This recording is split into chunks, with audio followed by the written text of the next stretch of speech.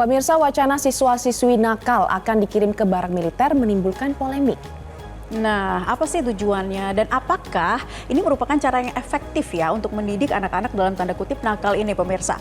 Atau ada cara lain sebetulnya untuk bisa mendidik siswa agar bisa berakhlak mulia? Nah, kita akan membahasnya bersama dengan Iman Zanatul Hairi selaku Kepala Bidang Advokasi Guru Perhimpunan Pendidikan Guru. Selamat pagi, Mas Iman. Selamat pagi. Baik, Mas Iman, jadi tanggapan Anda seperti apa? Siswa-siswi nakal dikirim ke barak militer. Apakah ini cara yang efektif untuk bisa mendidik karakter mereka? Kami kira yang pertama ya, mungkin kami apresiasi niat baiknya ya dari Gubernur Jawa Barat. Mungkin niatnya baik, namun kemudian menurut kami ini harus dilihat secara menyeluruh ya. Anak-anak ini sebetulnya kan masih belum jelas pelaku kenakalan remaja ini yang disebut nakal ini kategorinya seperti apa. Apakah kenakalannya cukup tinggi sehingga bisa dikategorikan kriminal atau hanya sekedar tidak nurut sama orang tua gitu. Nah ini kan pasti ada gradasinya gitu. Yang pertama kami memaklumi ya mungkin Gubernur Jawa Barat ingin menyelesaikan masalah remaja karena di Jawa Barat itu memang usia remajanya tertinggi di Indonesia ya 8,1 juta atau 18,22% ya di seluruh Indonesia, bahkan mengalahkan semua provinsi Indonesia. Jadi memang masalah kenakalan remaja dan juga jangan dilupakan seperti pernikahan dini juga itu menjadi masalah yang sangat besar di Jawa Barat. Tapi kami ingin memberikan sebuah perspektif yang ini memang dari perspektif pendidikan. Mungkin ini akan menjadi masukan yang cukup berarti tentu saja. Yang pertama di dalam dunia pendidikan kita hanya mengenal 3 lingkungan, yaitu ini tripusatnya Ki Hajar Dewantara ya, kemarin baru saja Hari Pendidikan. Jadi kami mengingatkan kembali apa yang disampaikan oleh bapak-bapak pendiri bangsa kita. Yang pertama, pendidikan itu lingkungannya adalah sekolah, yang kedua adalah rumah, dan yang ketiga adalah masyarakat. Nah, ini yang membuat kami kebingungan. Pendidikan kebarakan itu seperti apa? Gitu. Dan ketika melakukan kebijakan ini harusnya menurut kami ini komprehensif dari hulu ke hilir, karena sejauh ini mengirim anak ke barak itu sebetulnya boleh jadi solusi, tapi dia bukan solusi jangka panjang tapi lebih kepada jangka pendek.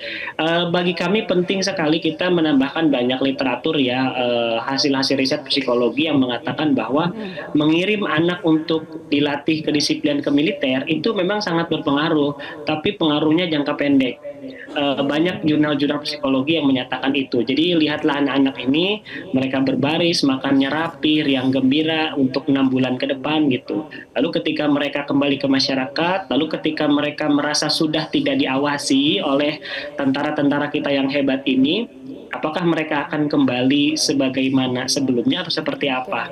Nah ini yang disebut tanggung jawab di dalam dunia pendidikan. Jadi kita tidak hanya jangka pendek.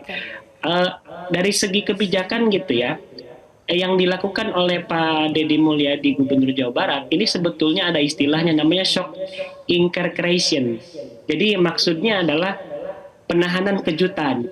Artinya ini ingin memberi efek kejut gitu ya kepada anak-anak yang memang dilatih di barak. Kalau di luar sana disebutnya tetap saja ini penahanan sebetulnya, secara nggak langsung ini penahanan gitu ya.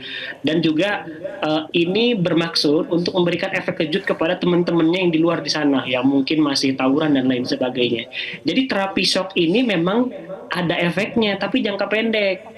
Nah, sementara kita di dunia pendidikan ini kan kita ingin sesuatu yang sifatnya jangka panjang. Mungkin perlu ditambahkan ya oleh Gubernur Jawa Barat bahwa kebijakan ini tidak hanya solusi jangka pendek, tapi juga harus diketahui solusi jangka panjangnya. Misal pertama, kenapa sih anak-anaknya seperti itu? Kenapa dikategorikan nakal? Dampaknya ya Mas Iman, termasuk juga dampak psikologis, maaf kami potong. Dampak psikologis ini menjadi penting, jangan sampai ini menjadi dampak psikologis jangka pendek. Tetapi jangka panjangnya adalah bagaimana anak-anak yang dicap anak bermasalah ini nantinya ketika keluar dari barak militer, ini mempunyai cap khusus, katakanlah seperti itu ya Glory? Iya, betul. Dan juga bagaimana concern terhadap dampak mental bagi anak-anak. Karena kan kita tahu pelatihan militer ini kan cukup keras ya bagi fisik maupun mental. Apakah ini menjamin begitu anak-anak yang bermasalah tadi bisa berubah?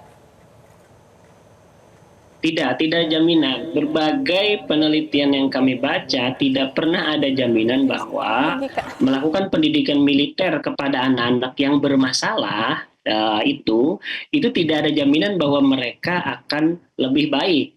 Karena seringkali di dalam itu kan mereka diajarkan tentang otoritas, bahwa mereka tidak bisa bergerak sama sekali, bahwa mereka ya kalau menurut mantan kepala Badan Intelijen Strategis TNI, kekerasan itu pasti ada, hukuman fisik itu pasti ada. Dengan demikian mereka justru mendapatkan treatment baru yang mungkin itu akan menjadi referensi. Apakah mereka akan semakin keras di dalam setelah lulus nanti? Kita tidak pernah tahu hal semacam itu, tetapi kita bisa memprediksi itu ketika kita memang sudah merencanakannya. Problem dari kebijakan ini adalah ini tidak direncanakan dulu, tetapi dikirim ke barak, baru dibuat kurikulumnya. Ini yang menurut kami akan menjadi persoalan.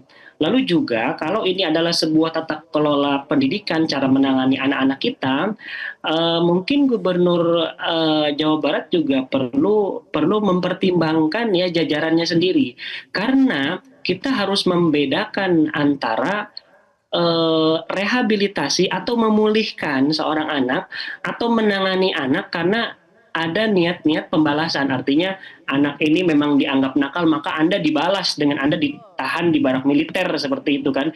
Karena di barak itu sebetulnya ditahan gitu, karena mereka kan nggak bisa keluar sebetulnya kan.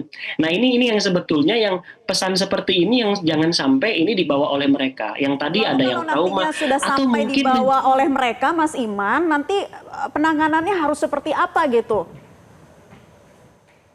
bagaimana?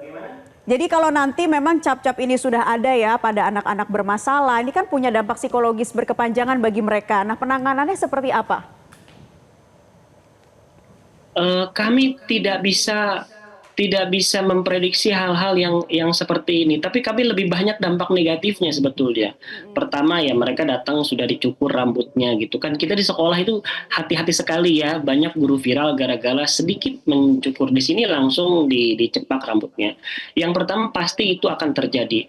Ya, yang jadi masalah kan begini ya, ini kebijakan tidak direncanakan sehingga kami yang kena imbasnya. Kami belum benar-benar memahami bagaimana menempatkan mereka supaya seolah-olah normal kembali. Tidak akan normal kembali. Yang paling berbahaya itu adalah mereka membawa identitas kemiliteran dengan penuh kebanggaan bahwa mereka sekarang jauh lebih kuat. Itu yang jadi problem sebetulnya gitu kan.